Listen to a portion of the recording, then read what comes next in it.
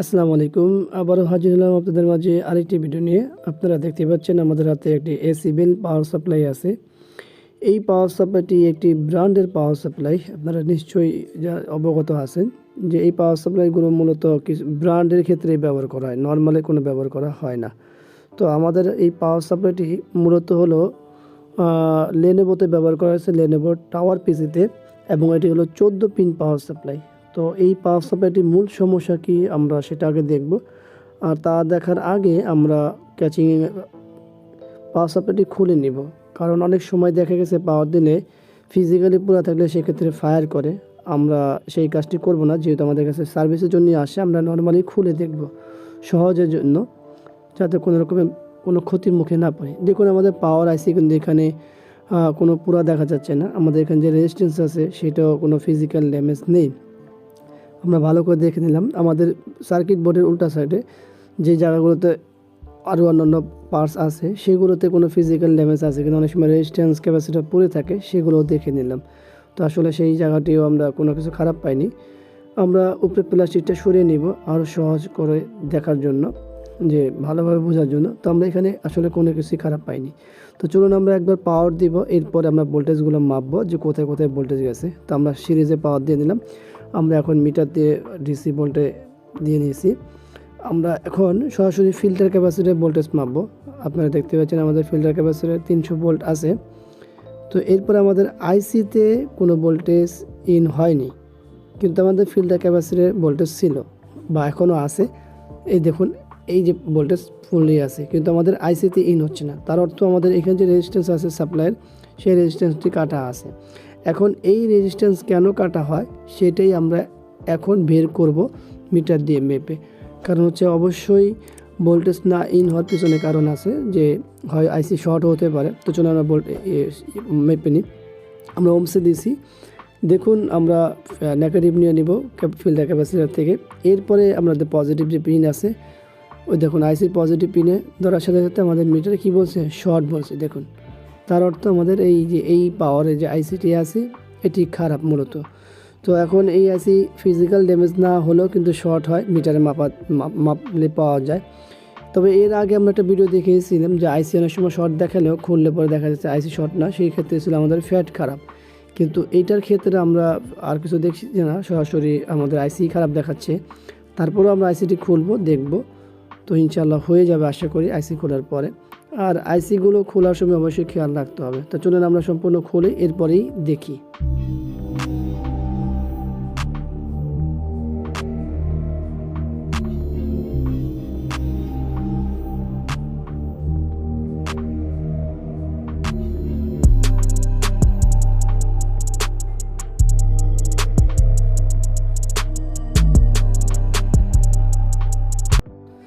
এই হলো আমাদের রেজিস্ট্যান্সটি খোলা হয়ে গেল। আমরা এখন রেজিস্ট্যান্সটি দেখতে পাচ্ছি যে এটি হলো একটি ফিজিক্যাল ড্যামেজ রেজিস্ট্যান্স।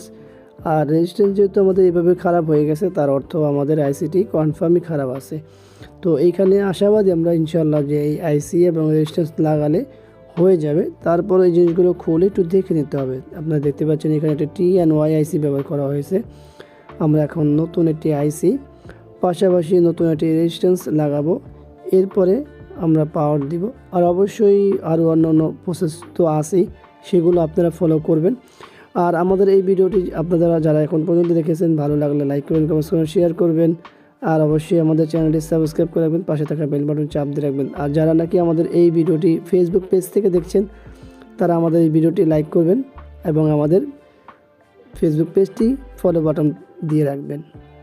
তো চলুন আমরা রেজিস্ট্যান্সটি লাগাই নিব।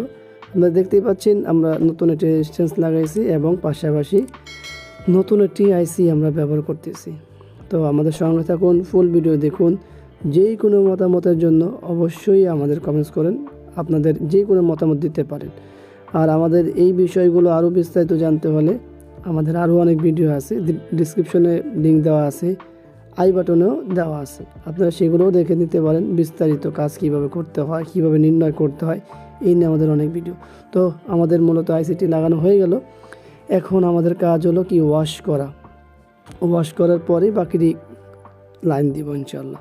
তো চলুন ওয়াক টেন দিয়ে আমরা পরিষ্কার করে নিচ্ছি, দেখতেই পাচ্ছেন আপনারা। তো পরিষ্কার তো হয়ে গেল। তো রেজিস্ট্যান্সের পাগুলো তো বড়, সেগুলো কাটবে কে? একটু ধৈর্য ধরুন, আমিই কাটবো, অন্য কেউ কাটবে না। রুকো যারা, সাবার কারো ইয়ার। তো রেজিস্ট্যান্সে আমরা লেগগুলো কেটে নিব। অবশ্যই এখন পাওয়ার দিব না, রেজিস্ট্যান্সে কেটেই তারপরে পাওয়ার দিব। তো এই হলো আমাদের রেজিস্ট্যান্সের লেগগুলো কাটা হয়ে গেল। আর আমরা এখন সিরিজে পাওয়ার দিব। আর সিরিজে পাওয়ার দিয়ে আমরা যেই কাজটি করব সেটি অবশ্যই হলো যে আমাদের সুইচিং ভোল্টেজগুলো দেখব আমরা। তো পাওয়ার দেওয়া হলো, আমরা চলে যাব এখন পাওয়ার সাপ্লাই সুইচিং ভোল্টেজে। আর সুইচ ভোল্টেজগুলো মাপতে হলে একটা গ্রাউন্ড নিতে হবে, পাশাপাশি এই হলো আমাদের সুইচিং পিন। দেখুন আমাদের সুইচিং পিন চলে আসে, সুইচিং পিনের ভোল্ট আছে 5 ভোল্ট। এখন আমরা ডাইরেক্টলি নর্মালি শর্ট করব টুইজার দিয়ে। এই হলো আমাদের পাওয়ার সাপ্লাইটি রান। ওই দেখুন পাওয়ার সাপ্লাইয়ের ফ্যানটি ঘুরছে, আমাদের পাওয়ার সাপ্লাইটি কমপ্লিট হয়ে গেছে। তো আমাদের যে কাজগুলো এখানে দেখতে পেলেন সেটা হলো যে আমাদের একটি আইসি এবং একটি রেজিস্ট্যান্স খারাপ পেয়েছি আমরা, এবং এই দুটি লাগানোর সাথে সাথে আমাদের কাজটি হয়ে গেছে। সবাইকে ধন্যবাদ। আল্লাহ হাফেজ। আসসালামু আলাইকুম ওয়া রাহমাতুল্লাহি ওয়া বারাকাতুহু।